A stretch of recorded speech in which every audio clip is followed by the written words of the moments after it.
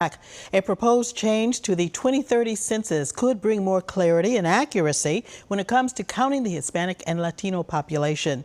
The 2020 U.S. Census found that 19.1% of the population identified as Hispanic, but a deeper analysis found that the count still missed 1 in 20 of them, a record undercount.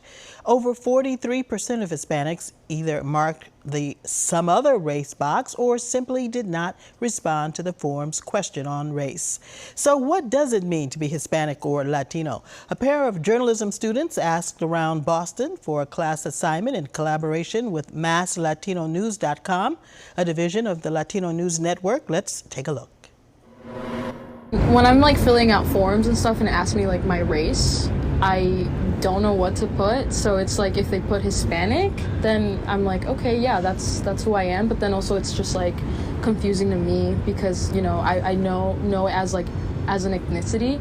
So yeah, I don't feel white, but that's what my birth certificate says, and that's what I put on there. It's I belong to that. I don't belong to white. So I would definitely check out Hispanic if it was there. Raza, bueno, nosotros vale mucho. Y recuerden que nosotros venimos de ser latinos, venimos de españoles, afroamericanos y indios. It's a little confusing because a lot of people also identify with their race. For instance, Afro-Latinos exist, and I think if you take away the race option too, or if you make Hispanic a race, I guess it would be mixed race, but to me they're not. I don't know. It's a little confusing. And joining us now are the creators of this multimedia project, Annika Chavez and Esmeralda Moran. Both are juniors in the College of Communications at the Boston University. How are you both today? Annika, I want to start with you. I think what we're hearing from part of your piece is that there's no easy answer about what box to check. Is that right? Absolutely. I think one of the biggest things too is acknowledging the fact that Latinos come from so many different rich backgrounds, different stories to tell. So to kind of try and classify yourself into one single box can be really hard. So Esmeralda, tell us about the class that this project came out of, that you're taking now, and how this ended up on the Mass Latino News. So the class that we ended up taking was reporting in depth, and what ended up happening was me and Annika were both in different sections of the class, but we both did want to center our pieces around Latino news and just kind of having some kind of representation for the Latino community in Boston, and owing it to ourselves to kind of try to step out of our comfort zone and get used to a new community within our own community. Mm-hmm. And we ended up finding time to go out to other communities, get to know other communities, and when we figured out that we enjoyed this idea, we paired up with MALN, and they were very much on board. So what's your personal connection, Esmeralda, with this piece? What does it mean to you to be Latina? Well, to be Latina for me, I connected very much to my grandmother, who was a very important figure in my life.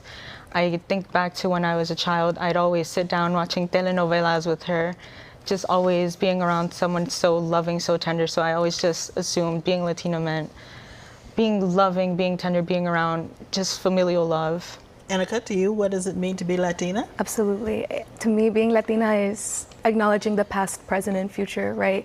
So seeing the people and the immigrant community that rose to the occasion for me and left everything and sacrificed everything so that I could have a chance at being successful. And it's also acknowledging my last name and wearing it as a badge of honor. So there's a lot that has to do with pride and just being orgullosa of my heritage and with my community. Sure. Esmeralda, you were both very intentional about getting a cross-section of people for these videos. You could have just, interviewed people on your campus. I feel as though it wouldn't have been a justice to just get people from our campus. There's so many different people and so many different experiences to get across, and I just feel like having the stories getting told is more important than just having a selection of students, people that you know. Just getting out of your comfort zone and being able to express all those people's stories and why they feel like being Latino is important was very... Annika, were there any common themes or things that you heard most people say about their identity as you were interviewing them? Yeah, I think we saw a general idea of pride, right? So no matter where people felt they identified most with, there was a common thread of, being Latino or being Latina or Latine is all about having a common thread of pride and a rich culture that you could always reflect back on. Now let's get to this conversation, this thorny conversation over the use of Latina, Latino, or Latinx. Some Hispanic lawmakers like Senators Ted Cruz and Marco Rubio and even Democrat Ruben Gallego have moved to ban the use of Latinx in government documents.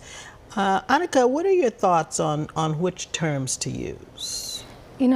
I think it's important to acknowledge where the conversation starts with Latinx. There's the linguistic argument that it's hard for Spanish speakers to say Latinx instead of just saying Latin, but it's important to just go and ask. Ask the community, ask the people that you're talking to, because to use like one general term could homogenize a group of peoples who have maybe indigenous backgrounds that they relate more to or they identify more with their race. But at the end of the day, people are just looking for a label that lets them fit in and makes them feel included too. Is Latinx more just a term used in popular culture? Is it a real designation? I feel it depends on who you want to talk to about it, because it is very much so an individual thing. It varies on what a person wants. Again, it's not a communal term. It would be very difficult to ask a community what they feel about one individual term, as identity is a very personal matter.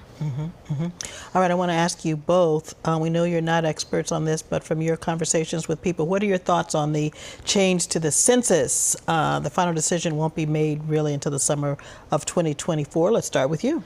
There were very different opinions. I feel as though a common thing that we saw was a lot of the older people that we asked did not want to change this, while some of the younger people that we asked said it would have been a nicer option, but even then they still weren't sure what they would want. Your thoughts on the change? Yeah, I would agree. There is a clear separation between people that want to stick more with like Latino, Latina, but then there's also another group of people that like identify more with Latinx and Latine. So it's a generational thing, kind of.